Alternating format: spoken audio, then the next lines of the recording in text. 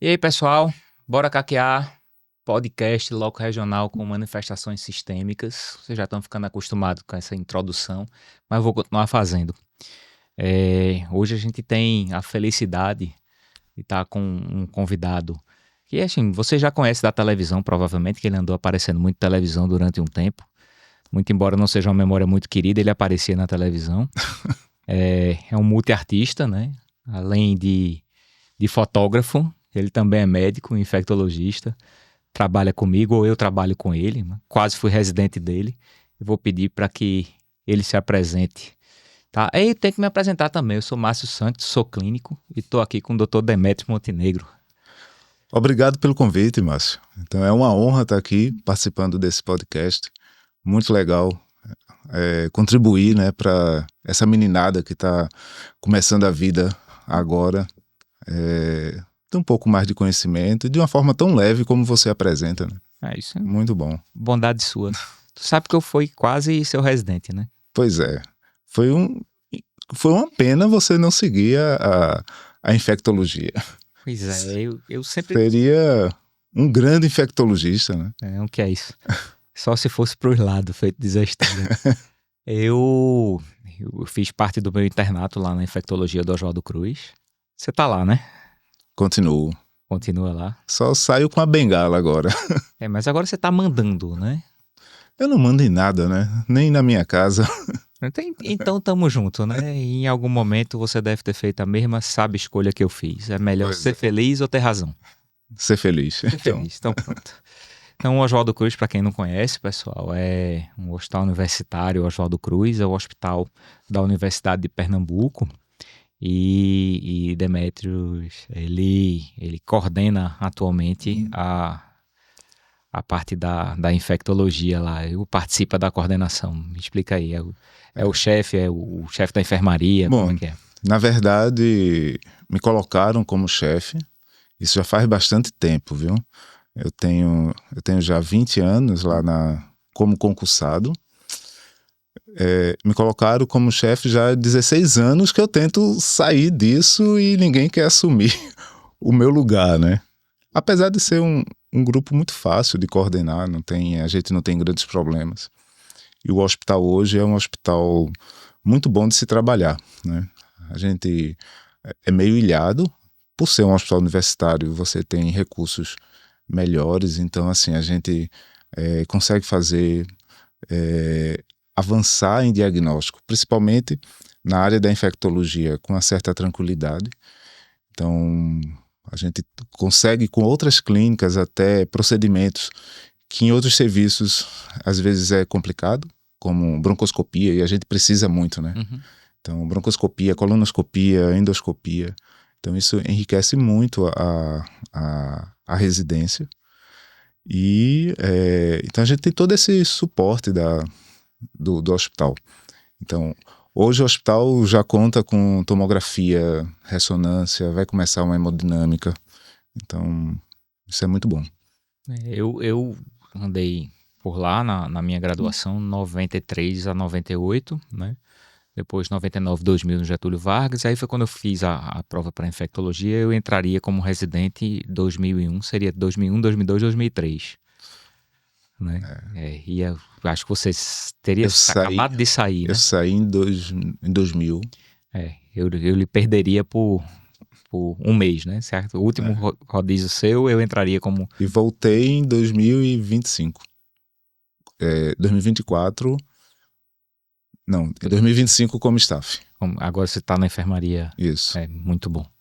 Muito bom. Doutor Vicente Vaz, doutor Demócrito, doutora Cláudia e doutora Valéria. Isso. Salvo engano, eram meus preceptores à época. E assim, se você quiser entregar a idade de uma pessoa, você diga que você é da época que o Harrison era um volume só, né? Quando eu entrei na faculdade, o Harrison era o volume só, o Tratado de Medicina Interna do Harrison. E aí tinha um capítulo lá sobre um vírus que era transmissível, né? SIV, né? Depois virou HIV. E aí o Anthony Fauci, que depois foi da saúde pública nos Estados Unidos da América em algumas gestões, ele passou a ser editor do Harrison e ele cresceu o suficiente para virar 2 volumes. Eu me lembro que meu internato em 97, a gente tinha acabado de chegar, ou estava há pouco tempo, tinha se tornado disponíveis os inibidores de protease, que eram uma terceira classe, se a gente análogo e não análogo nucleosídeo, né, da TARV, da terapia antirretroviral para o HIV. Tinha acabado de chegar, aí tinha, ó, entregando a idade de novo, era Saquinavir, Ritonavir e Indinavir, que dava unha encravada, né? Pois é. Como é que um remédio dá unha encravada? Além de pedrificar o rim, né? Dava É isso. não era uma nefrolitíase, o rim ficava calcificado como efeito colateral dessa medicação. De lá para cá muita coisa mudou, mas eu me lembro nas minhas escolhas de fazer residência, eu sempre gostei da parte das doenças exantemáticas na infectologia, achava interessante, muito embora seja uma vivência um pouco mais pediátrica, eu gostava do diagnóstico diferencial, eu gostava muito de estudar antimicrobiano, continuo gostando muito de estudar antimicrobiano, mas duas coisas eram rotina e me incomodavam, né? Uma das coisas que me incomodava era a questão de controle de infecção hospitalar, eu achava muito burocrático. E qualquer coisa na rotina de um internista, eu sou clínico, né? Me incomodava um pouco a rotina de ter 3 drogas para prescrever, que era a terapia antirretroviral na época, e você terminava fazendo 3 classes. Você terminava fazendo uma análise combinatória entre 3 disponíveis em uma classe, 2 disponíveis na outra classe, e 3, mas que o Saquinavir não durou muito, né? E 2 na terceira classe. Eu achava isso, me incomodava ficar nessa rotina, talvez tenha tomado parte na minha decisão de não ir para infectologia. Mas o que te fez ir para infecto? Bom, quando eu terminei a faculdade, eu sempre gostei de trabalhar com essas doenças, mais como medicina tropical, das doenças transmissíveis. E na época, apesar de ter aberto a residência de infectologia, eu não sabia que tinha residência de infectologia. Tanto é que a minha primeira residência foi de saúde pública. Então eu fiz saúde pública e quando eu terminei saúde pública fiz infectologia. E nesse período, enquanto eu já estava terminando a residência de infectologia, Mozart Salles indicou meu nome na primeira gestão de João Paulo, quando João Paulo assumiu a prefeitura, para coordenar o programa de controle de filariose em Recife, que na época filariose era endêmica e Recife era a cidade do Brasil e uma das cidades no mundo com o maior número de casos de filariose. Se eu estiver errado, tinha sobrado Recife e Maceió, era isso? E Belém ainda. Belém. Recife, Maceió eram pouquíssimos lugares onde ainda persistia. Exato. Mas entre essas, Recife ainda tinha um número muito grande, né? E aí foi um grande desafio, porque eu estava acabando a residência de infectologia, estava fazendo mestrado em medicina tropical, já tinha concluído saúde pública, mas como eu nunca deixo o bonde passar, então assim, eu sempre entro, encarei e foi um trabalho muito legal, né? Tanto é que esse ano a OMS classificou já Recife como totalmente livre e erradicou-se a filariose em Recife. Eu me lembro que o pessoal fazia fila de noite, né? Aquele negócio de gota espessa. Exato. Mas esse trabalho que foi feito, porque é interessante que a OPAS, ela queria que a gente fizesse tratamento coletivo na cidade como um todo, né? Então, tanto nas áreas onde havia uma alta prevalência, como, por exemplo, um bairro como Boa Viagem, que você não tinha filariose nessa. Eles não entendiam que Recife não era uma ilha do Caribe pequena em que a população toda tinha filariose. Muitos recifes dentro de Recife. Exatamente. Então, a gente fez um trabalho que foi feito, um trabalho de epidemiologia puro, vendo as áreas com maior número de casos, né, de maior prevalência, e fez, na época, uma coisa que muito interessante, um mapa de risco e fez uma plotagem do mapa de prevalência com esse mapa de risco de filariose. E qual é o risco de filariose? É você morar numa zona de pobreza extrema, onde você não tem saneamento básico, onde o esgoto, tinha algumas casas que eram construídas sobre o esgoto. Então, a gente fazia também o índice vetorial. Então, tinha umas armadilhas para o Culex, né, a muriçoca. O vetor, né? E aí a gente conseguia medir a prevalência do vetor por ambiente. Então isso tudo foi plotado nos mapas e a partir daí a gente elegeu as áreas de prioridade para fazer o tratamento coletivo com a dietilcarbamazine. E aí tratava assim 5.000 pessoas em 2 dias, todo mundo. Não interessava se era positivo ou não. E qual era a finalidade disso? Quebrar a cadeia de transmissão. E com isso, com o tempo, que isso foi se repetindo, foi diminuindo essa prevalência e hoje Recife está livre da filariose. Chamar só a atenção de uma coisa que você falou, que as casas construídas em cima de esgoto não necessariamente era palafita, que a gente tem a palafita é no Rio. É no Rio. Era casa construída em cima de esgoto mesmo. Né? Mesmo. Então era uma situação bem precária. Né? Miséria em qualquer canto. Exato.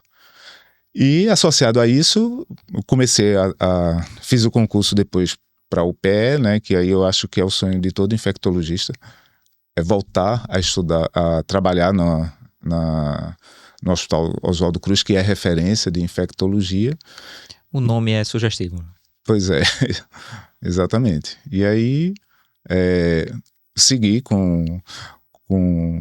trabalhando muito com HIV, mas também a gente tem hoje em dia um amplo leque de doenças infecciosas. Lógico que o carro-chefe ainda é a AIDS, até porque a gente ainda tem muito diagnóstico tardio de AIDS, mas a gente, como referência para as doenças tropicais, a gente hoje tem um ambulatório de doenças tropicais.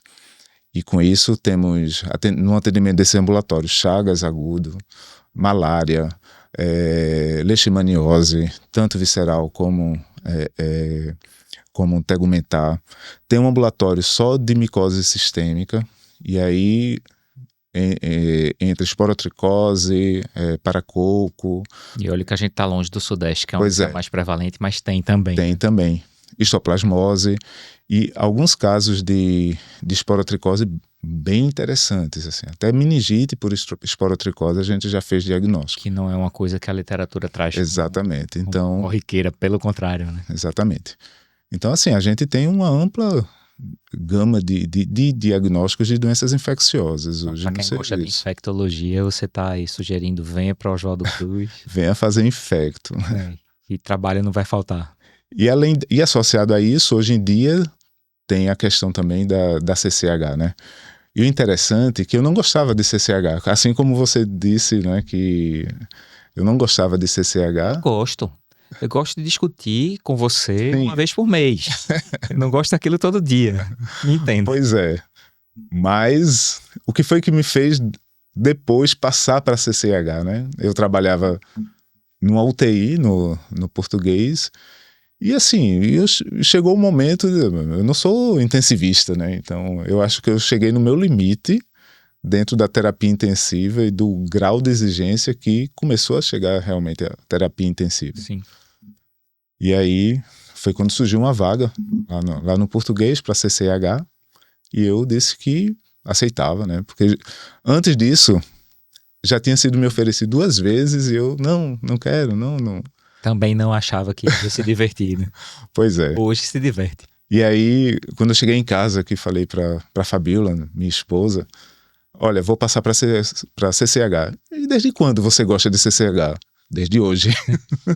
Pronto. Tenho que gostar. Desde hoje eu tô gostando de CCH.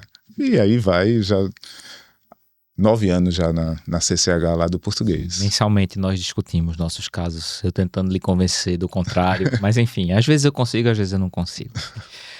Eu trabalho em um hospital público aqui em Recife, que é o IMIP, né, que é o Instituto de Medicina Integral Professor Fernando Figueira, uma instituição também de ensino, né, e eu faço a preceptoria da clínica médica. Então temos auxílio do pessoal da infectologia, tem um pessoal do Hospital Dia que funciona muito bem no IMIP, nós temos pessoas na comissão de controle de infecção hospitalar, ou do setor, o serviço de controle, CCH, SCIH, né? Muda um pouquinho. Uhum. Funciona bem direitinho e é um hospital que não é exatamente porta aberta, mas a gente tem uma emergência embaixo, os pacientes procuram emergência e a gente acolhe esses pacientes eventualmente na enfermaria. E nós recebemos, e aí estou navegando aqui em território conhecido, mas diante de um especialista eu fico nervoso, né?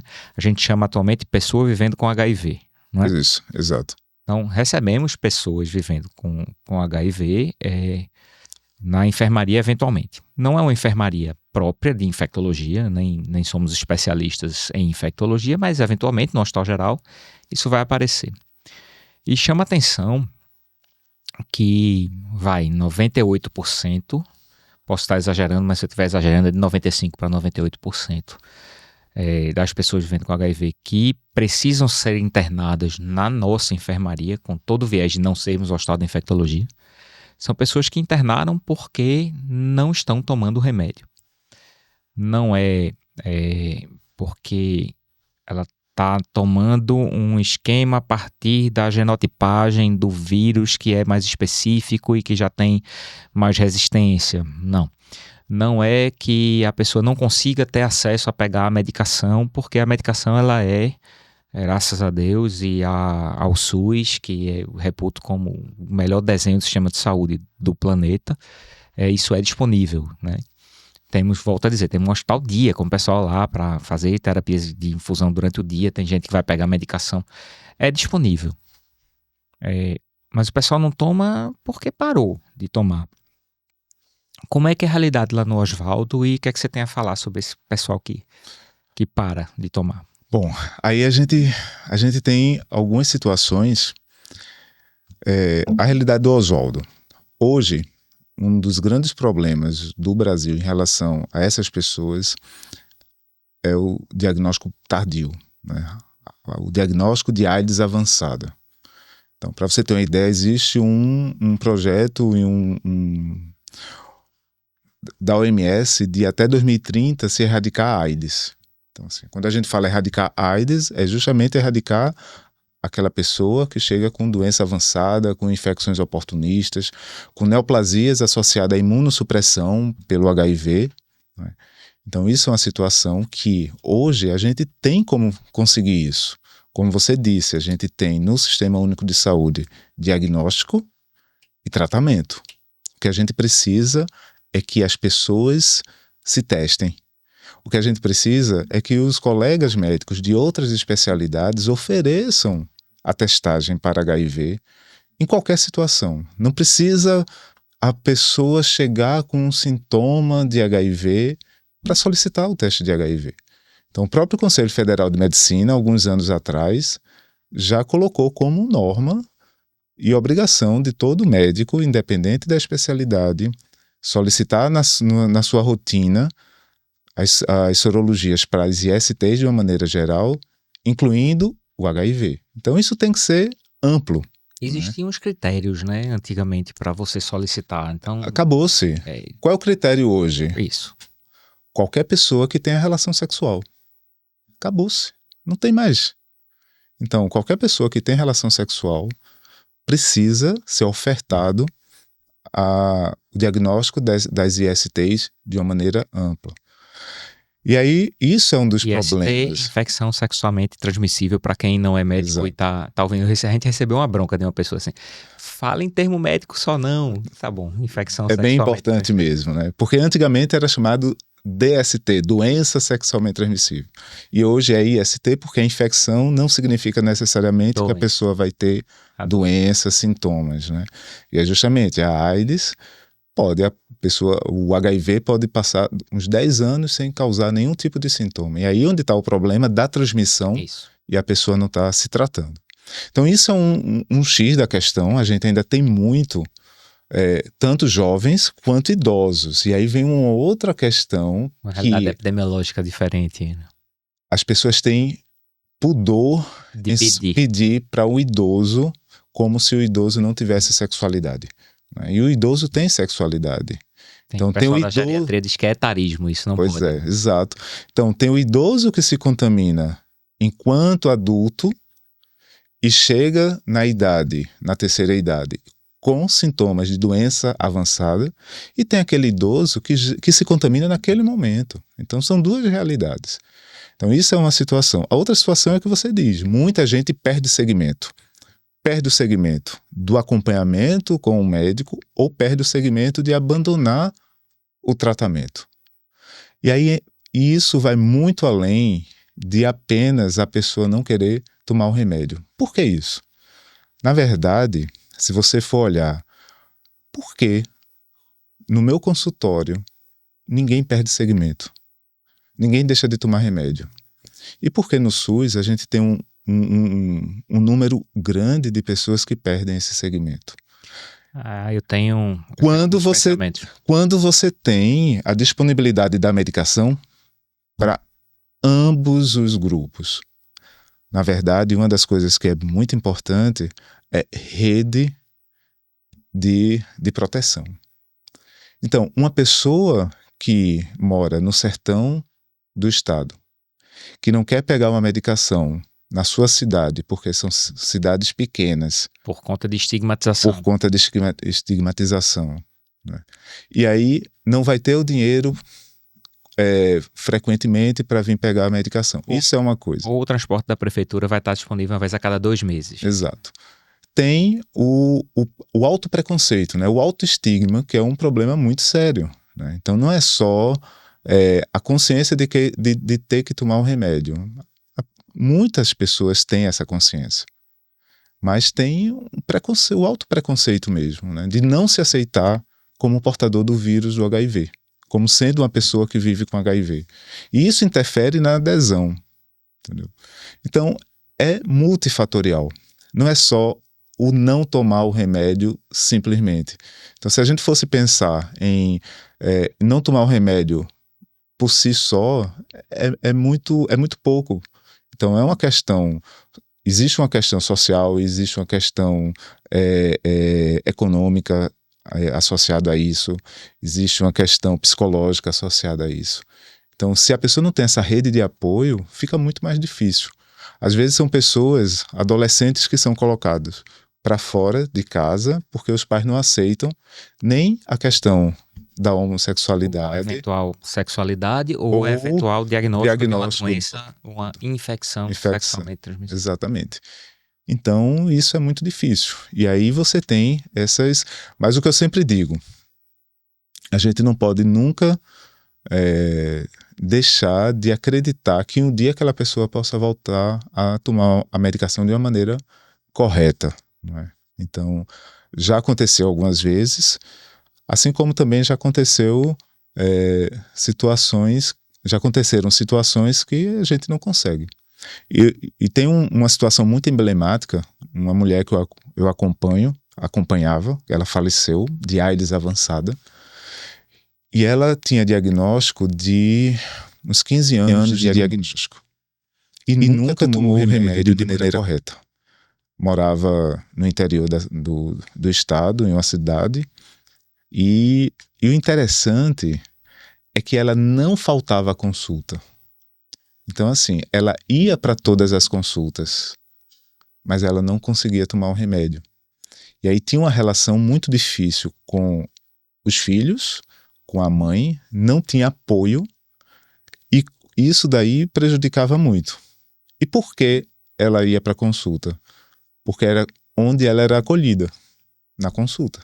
Por isso que ela não perdia nenhuma consulta. A gente teve uma discussão recente sobre a importância da relação médico-paciente e como a mercantilização talvez não seja a palavra, mas como a sociedade ter se transformado em uma sociedade de consumo afastou isso, né? Você se relaciona com um contrato que lhe oferece um cardápio, etc. Não é o profissional. E aí você traz um exemplo, pena que você não estava aqui quando a gente gravou, você traz um exemplo onde, assim, o tratamento era você. Exato. O tratamento era você. Então, 2 aspectos para a gente discutir sobre isso que você falou. Um é sobre o tempo de doença que ela esteve com você. Mas antes de ir para ele, a questão da dificuldade de uma pessoa tratar uma condição clínica que muitas vezes ela é assintomática, né? E eu não estou falando da fase inicial entre passado o primeiro pródromo viral, que nem sempre é presente e nem sempre é perceptível, né? Que pode acontecer alguns dias, semanas depois do contato. Não estou falando disso. Estou falando daqueles anos que eu tinha lido uma vez, que em média 7 anos, mas pode ir até adiante. Me corrija se eu estiver errado, né? Porque nas minhas épocas de estudar mais infectologia. Não que eu não estude. Eu não estou falando desse período, estou falando a doença se tornou manifesta pelo motivo que seja. Geralmente é uma infecção oportunista, né, quando a doença se torna manifesta. Ou houve algum colega que estava mais atento à orientação de oferecer a possibilidade de diagnóstico de ST às pessoas que têm relação sexual. Vencida a fase inicial do sintoma da infecção oportunista, ou num diagnóstico por um exame solicitado, muitas vezes a pessoa está assintomática. Eu diria que é regra que a pessoa esteja assintomática. Aquela imagem que se tinha do consumo, né, da magreza extrema, da queda de cabelo, da desnutrição, ela não é mais... Fica na cabeça de muita gente porque teve capa de revista. E foi, mas isso já não é há muito tempo assim. E quando eu estava ainda no Oswaldo Cruz, já não era assim, né? Pelo contrário, né? Os inibidores de protease dão até umas lipodistrofias, a pessoa até engorda, né? Ou fica com aspecto, Exato. né? Mas só para não perder o raciocínio, tem que tomar cuidado, que senão eu perco o raciocínio. A pessoa não está sentindo nada e tem que tomar remédio. E muitas vezes a medicação, ela tem lá seus efeitos colaterais, que já foram muito menos toleráveis do que hoje, ainda bem, mas tem efeito colateral. E aí você trazia, quando a gente estava batendo um papo aqui, ajustando o microfone, que acontece a mesma coisa em outras doenças crônicas. Diabetes, por exemplo, o paciente não tem a sintomatologia de diabetes logo no meio termo, né? Hipertensão, a mesma coisa. E dá dificuldade de você tomar um remédio quando você é assintomático. Compreendo. Incomoda, e aí, enquanto médico, a gente quer que a pessoa melhore, né? Como se fosse do nosso poder, nem sempre é. Mas a gente tem essa vontade. Então, eu tive um paciente uma vez que jogava a medicação, não é que ele não tomasse a medicação, ele jogava pela janela. Né? E, assim, eu não fui a única pessoa a ter a oportunidade de conversar e de acolher, ou de tentar acolher. Não fui a única pessoa, outras pessoas, e aí não vou jogar autoconfete, mas pessoas muito experimentadas, muito capazes, habituadas com esse tipo de situação, e o camarada jogava pela janela mesmo. E insistir foi a nossa conduta na ocasião. E eu me pergunto se não tinha alguma dificuldade maior da compreensão da necessidade da medicação, se era só uma maneira não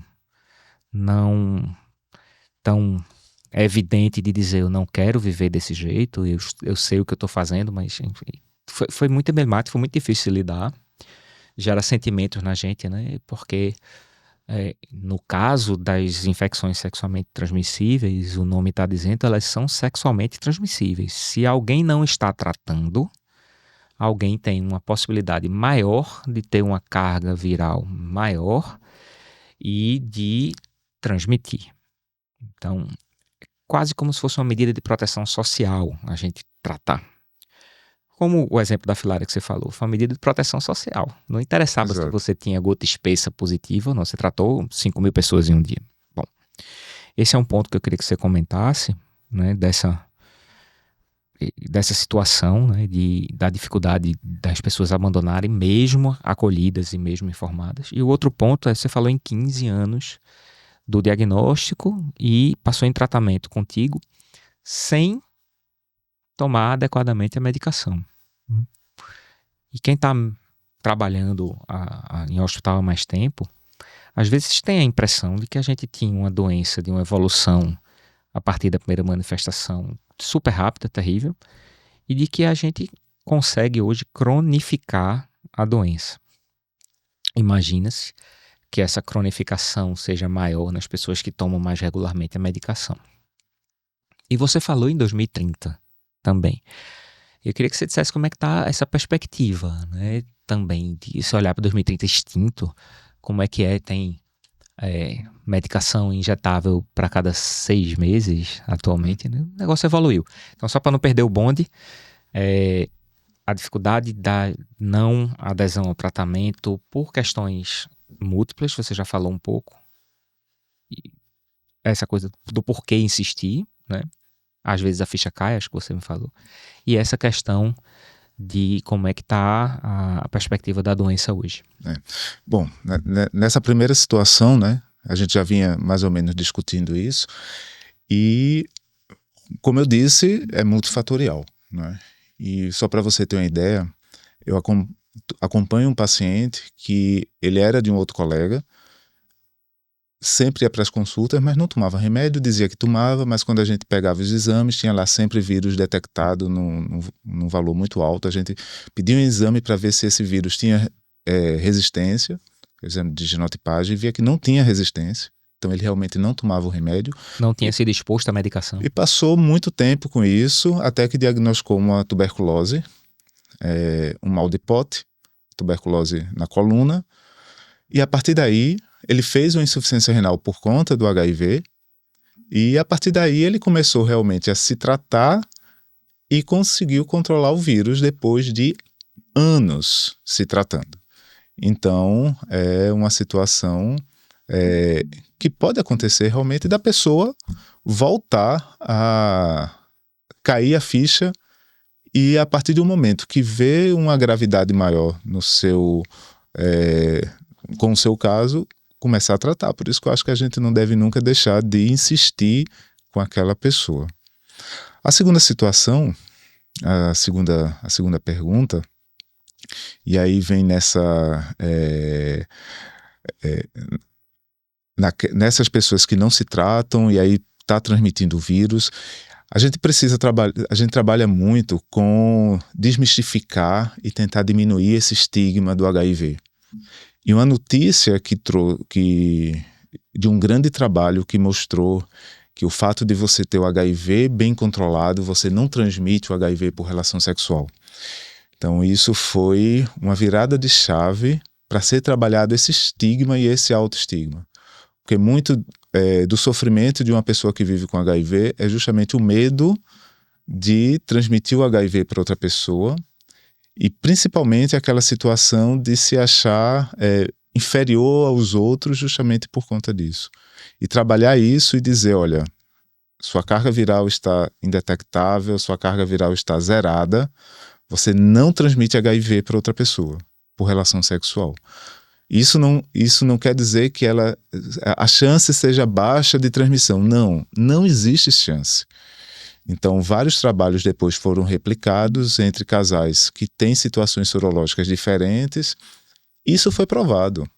Não transmite HIV quem toma remédio. Então, isso é muito importante. Por isso que hoje, fez o diagnóstico de HIV, não interessa se tem doença avançada ou não, tem que começar a medicação. Porque com isso, começando a medicação precocemente, você vai zerar essa transmissão. Então, isso é muito importante. E em relação ao que a gente tem hoje de mais moderno para tratar, né? Então, hoje, praticamente não se tem efeito adverso que impeça de tomar a medicação, como mal-estar, náusea, unha encravada, como era antigamente, né? Então, hoje o esquema de entrada é extremamente potente, e com 1 mês e meio no máximo, a pessoa zera a quantidade de vírus no sangue, 2 comprimidos, e olhe que em algumas situações, 1 comprimido só. Então, e as grandes novidades, né, que são as medicações injetáveis. Então, tem o Lenacapavir, que é uma medicação injetável que não tem disponível ainda no Brasil, mas que tem a possibilidade de você fazer a medicação a cada 6 meses. Porém, o que é que a gente tem hoje na realidade? O Lenacapavir, para ser feito a cada 6 meses, de toda forma, precisa de uma outra droga para se juntar, para servir como tratamento. E qual é o problema? A gente não tem outra droga de 6 meses para se juntar ao Lenacapavir. Logo, Onde essa droga é utilizada? Principalmente lá fora, e já é uma orientação da OMS para prevenção. Exato. Então, hoje, uma outra abordagem extremamente importante para diminuir a transmissão do HIV. Uma é a carga viral indetectável e a pessoa não transmite por relação sexual, e a outra é a PrEP, né? Então, a PrEP é um método, para quem não sabe, PrEP significa profilaxia pré-exposição, isso já vem acontecendo há muito tempo, e as pessoas que se acham em possibilidade de um risco maior de se contaminar com o vírus do HIV, pode tomar uma medicação todos os dias, ou quando tiver uma exposição maior ou um risco maior, e com isso diminui a chance da pessoa se contaminar. Então, só para você ter uma ideia, no Brasil, a cidade de São Paulo é quem mais tem usuário de PrEP. E nos últimos 3 anos houve uma queda de quase 50% de novos casos de HIV, justamente por conta do número grande de usuários de PrEP. Inclusive, tem estações no metrô, que tem máquina de dispensação de PrEP. Então, a pessoa faz uma teleconsulta com o médico do SUS, recebe um QR Code, chega na máquina, apresenta o QR Code na máquina com o celular e é dispensado preservativo, a medicação e o autoteste do HIV.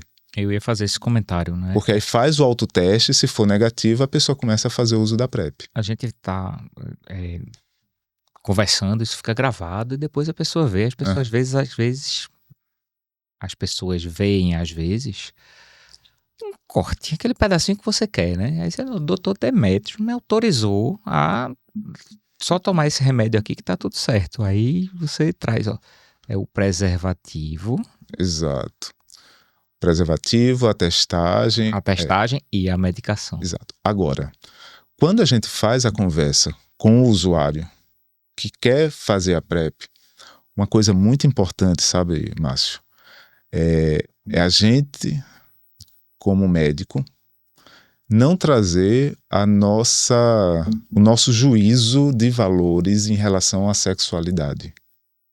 Perfeito. Então, existe um conjunto de prevenção. Nesse conjunto de prevenção, você tem várias possibilidades.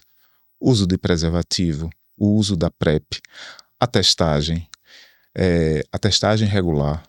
Então, cabe a cada usuário definir o que é melhor para sua vida sexual, entendeu? Então, quando eu estou na residência, eu falo muito para os residentes isso.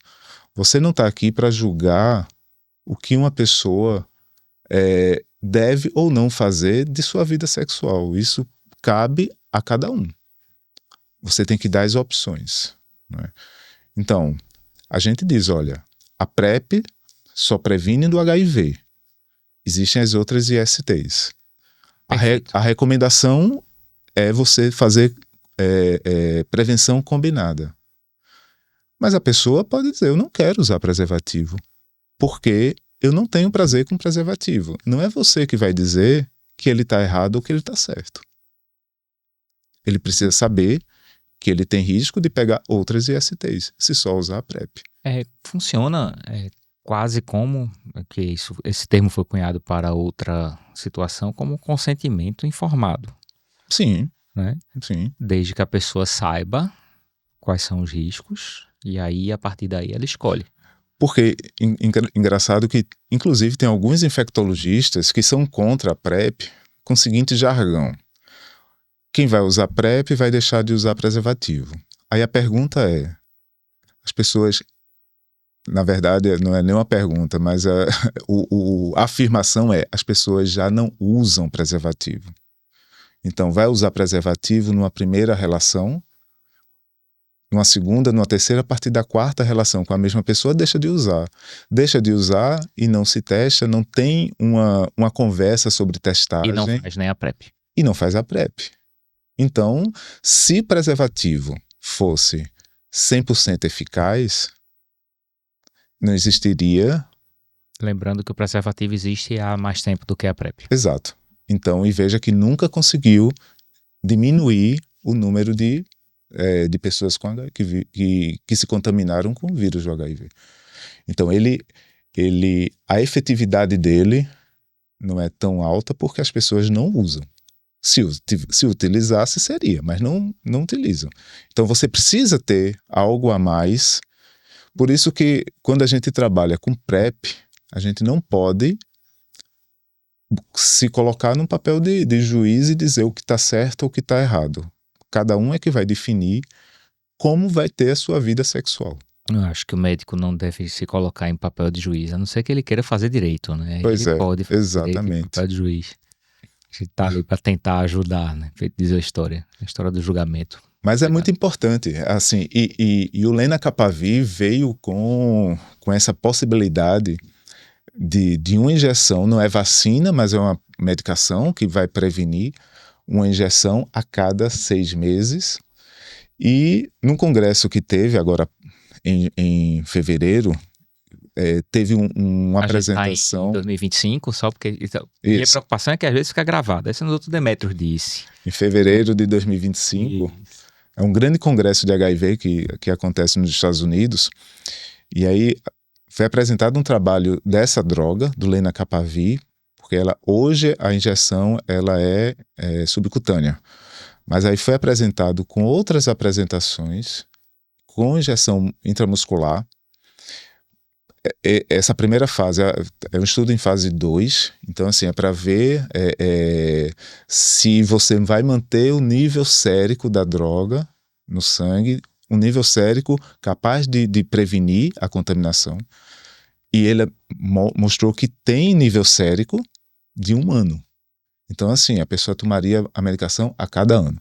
Vai entrar em fase 3 para ver se realmente isso vai prevenir para a contaminação do HIV. Para quem não entende fase 2, fase 3, o que o pessoal está dizendo é que provavelmente existe plausibilidade biológica para tal.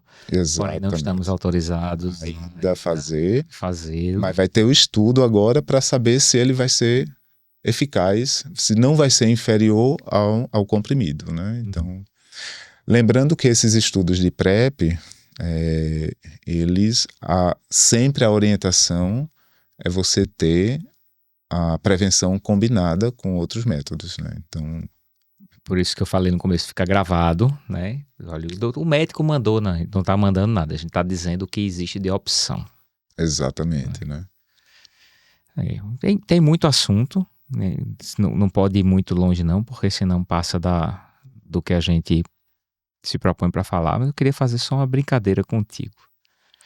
Eu digo, e quem foi meu estudante na graduação ou passou por mim na residência, certamente me ouviu falar que mero é um peixe, né? Metro é uma unidade de medida, CEF era Caixa Econômica Federal, Tazo era um brinquedinho que vinha no Pipos, né? Que era um salgadinho que tinha os Tazos. O pessoal tem mania de abreviar nome de antimicrobiano, né? Meropenem, mero é um peixe, né?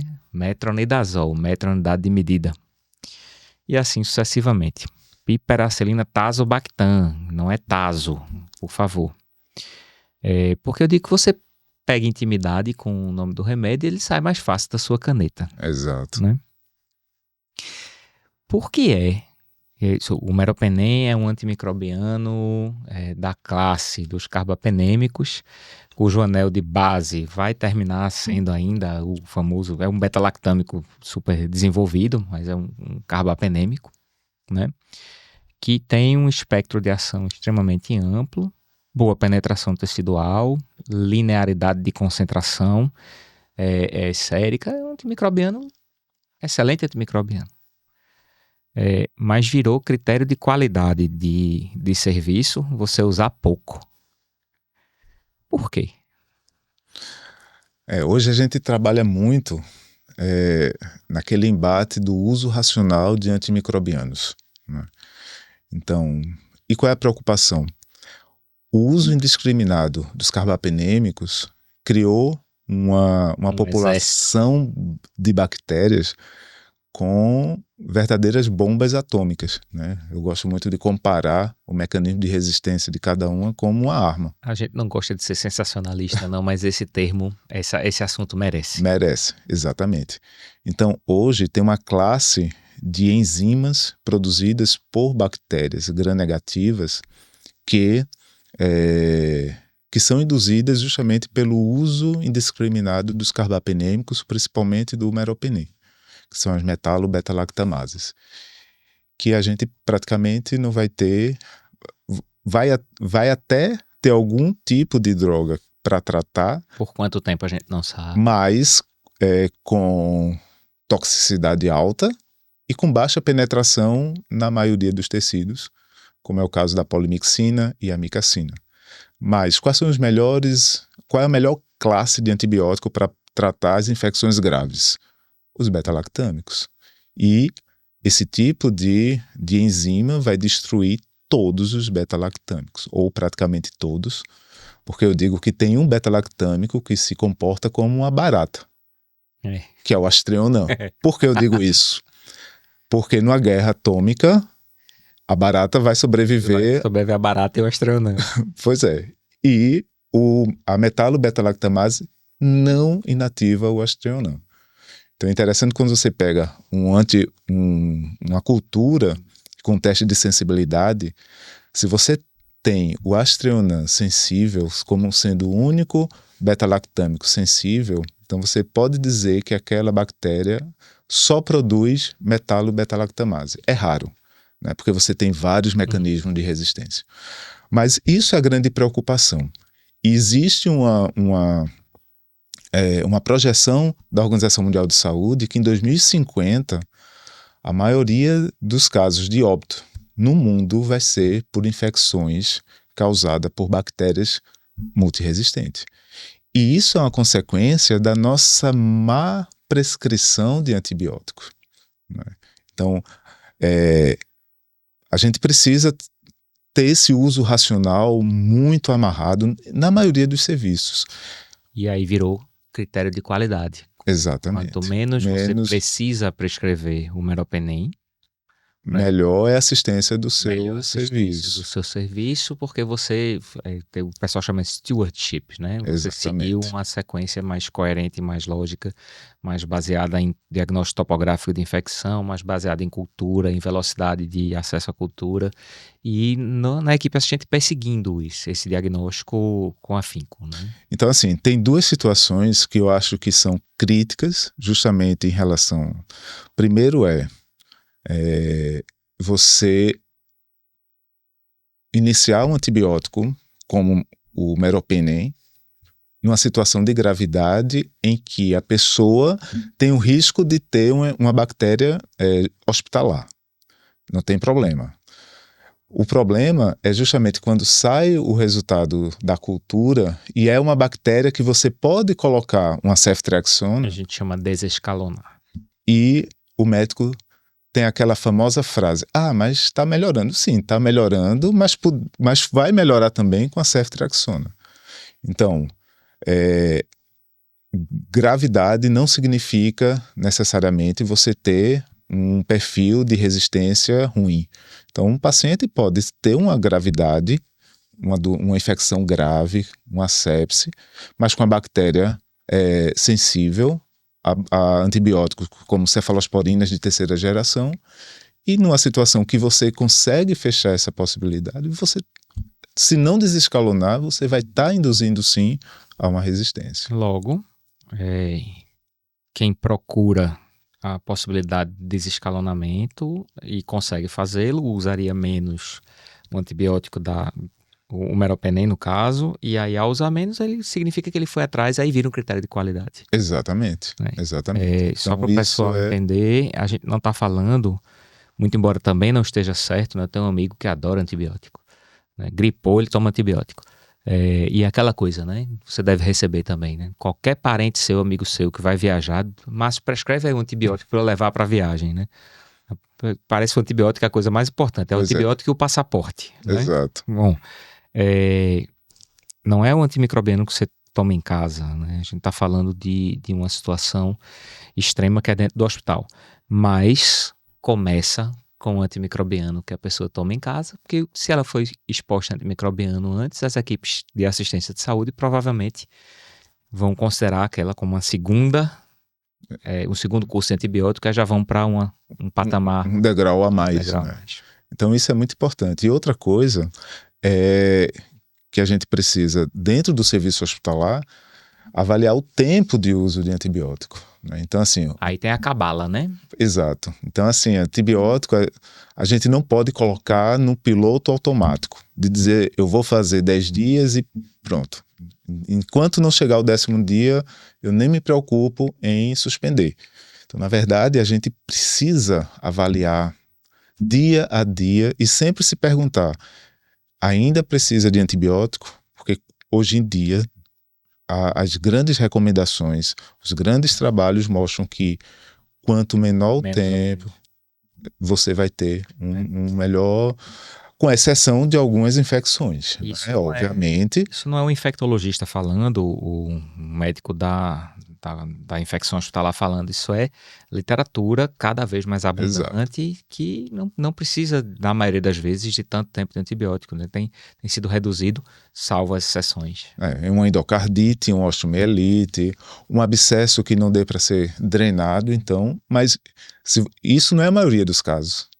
Então, 80% dos casos de infecção dentro de um hospital vai ser uma pneumonia, vai ser uma infecção urinária, né? Então, e com uma infecção urinária hoje, com 3, no máximo 5 dias, você já trata. Né? Uma pneumonia, no máximo 7 dias, também você já trata. Então, não tem necessidade de fazer um tempo prolongado. E o interessante é que as pessoas acham que antibiótico não é anti-inflamatório. Então, o processo inflamatório vai ser mais prolongado do que a eliminação da bactéria. Então você tem já, nas primeiras doses, já uma diminuição daquela carga bacteriana. Agora, você não tem ainda o freio do processo inflamatório que foi... Resolução da sintomatologia acontecerá provavelmente depois que você começa a melhorar o quadro inflamatório. Ao mesmo tempo, o início da resposta não acontece 6 horas depois da infusão do antibiótico. E aí uma coisa que a gente vê, a pessoa começa o antibiótico, com 24 horas não respondeu, vamos trocar. Então isso vai sendo não dá tempo de ter uma resposta. Sintoma, o que causa sintoma é resposta inflamatória, não é a bactéria que vai causar o sintoma, né? Então, e como o método de detecção ainda é antigo, está melhor, né? Então, chegando às identificações diretas de material genético, né? Os famosos painéis, mas ainda tem cultura, e aí cultura demora para crescer, às vezes você toma a decisão, não existe recomendação para você ficar colhendo cultura diariamente, porque uma cultura negativa não tem valor preditivo negativo. Exato. Não é simples, não é simples, não. Rapaz, tem que te convidar de novo para a gente falar do resto dos assuntos, para a gente não esticar muito. Queria lhe agradecer imensamente a presença. Falar só de antibiótico. Falar só de antibiótico, né? Dizer que o lugar mais seguro para se tomar banho em Recife é o canal do Derby, né? Vou deixar isso no ar. E dizer que você dê seu recado. Você dê seu recado e já dizer que você é sempre bem-vindo. Muito obrigado. Hackeando. E eu acho que o recado principal, eu acho que é pegando justamente essa questão do fim da nossa conversa, né? Então, todo médico prescreve antibiótico. Não é fácil prescrever antibiótico. É difícil. E principalmente hoje que você tem antibióticos que são... a utilização vai depender do mecanismo de ação da bactéria. Então, na verdade, você precisa ser muito racional a partir do momento que vai prescrever esse antibiótico e às vezes você gosta muito de fazer brincadeira, eu também gosto, e eu digo o seguinte, que o ato de prescrição de antibiótico é como se você estivesse cometendo um delito. Você pode estar fazendo delito culposo ou doloso. Culposo porque sempre que você prescrever um antibiótico, você vai estar induzindo algum grau de resistência em alguma bactéria. Você não faz antibiótico na pessoa, né? Você faz antibiótico no ambiente, né? Exato. E vai ser para uma pneumonia, mas uma bactéria que está colonizando a urina vai se transformar. Vai ter contato Mas se com ele. você tem a indicação da utilização daquele antibiótico, você só vai estar sendo culpado, mas você não tem o que fazer. Mas se você não tem indicação e mesmo assim está fazendo antibiótico, ou você não descalonou, você aí está tendo um dolo de induzir uma resistência sem necessidade, né? Então, é preciso ter muito cuidado quando for prescrever um antibiótico. Na dúvida, deixe ser orgulhoso e peça ajuda, né? Exatamente. Pergunta a quem estudou mais um pouquinho que isso. Entre em contato com a CCH, né, Do hospital. do hospital. Meu amigo, muito obrigado, viu? Eu que agradeço a oportunidade. Vamos embora. Valeu, pessoal. Até mais, até a Até próxima. mais.